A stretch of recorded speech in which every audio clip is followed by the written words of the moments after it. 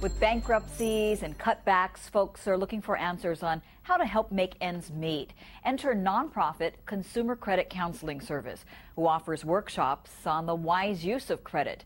Maui County has taken up their invitation, offering the workshops free for their employees. We sat in on a recent Maui County workshop that included 24 employees from all city branches, including Tina Chun, a county finance worker, and Joe Prutch, a county planner who will be furloughed next summer. I'm throwing a little bit of money into the savings account every month just to have a little rainy day account in July next year. We'll see if that helps. I spend money unwisely, and I need to learn how to curb that appetite. Leading the workshop is John Nabors of Consumer Counseling Credit Service. Nabors says the road to financial security begins with a budget and knowing where your money is. Detailed, right down to how much are you spending on your nails each month? How much is that big old dog costing you each month? Once you've got that budget, hopefully you can subtract outgoing dollars from the income and be able to pay your bills. But if you're not quite there, the neighbor says you need to start cutting down on expenses. Downsize your car. Bring lunch from home, could save you $150 a month.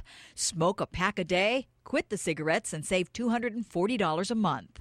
There might be some even harder choices. It might be that in order to get a handle on this debt, you're going to have to move in with the in-laws for a little while. Oh, my God.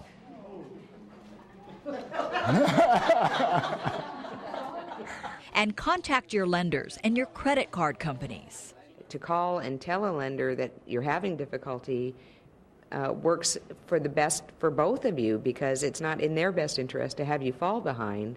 It's in their best interest to have you stay current, and if they can help you do that, they'll certainly try. Good advice for Joe. So what's something for your own personal use that you may have learned today? For my use was to call the credit card companies and see if I can get them to drop my interest rate, just because. And I might be able to use the furloughs coming up for us next July as a reason why I won't be able to make as much of a payment. So I'm going to try that.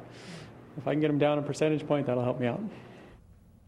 Well, having good credit can save you, literally. The better credit you have, the lower interest rate you'll pay on loans. Now, here's an example. Joe and Jim have bought the same $40,000 car. Joe has good credit, gets a 5-year loan, 7.5%. In the end, he'd pay about $8,091 in interest. Jim, who has bad or no credit, ends up with an 18% 5-year loan. He'll end up paying nearly $21,900 in interest, or a total of nearly $61,000 for that car. Now, how do you build good credit? Here are 3 tips for you. The single most important factor is your payment history, so it's extremely important that you pay your bills on time. Also, reduce the total amount owed. You should never borrow more than 50% of your available credit on any one card or loan. Ideally, you should keep it actually below 30%. And keep your credit cards and your credit lines open. You only need to use that card maybe once a year to do so. The length of your credit history is important in determining your credit. Interesting stuff, and I kind of wish I had learned a lot of these tips early. Yeah. When I was young like you. It's not that young anymore.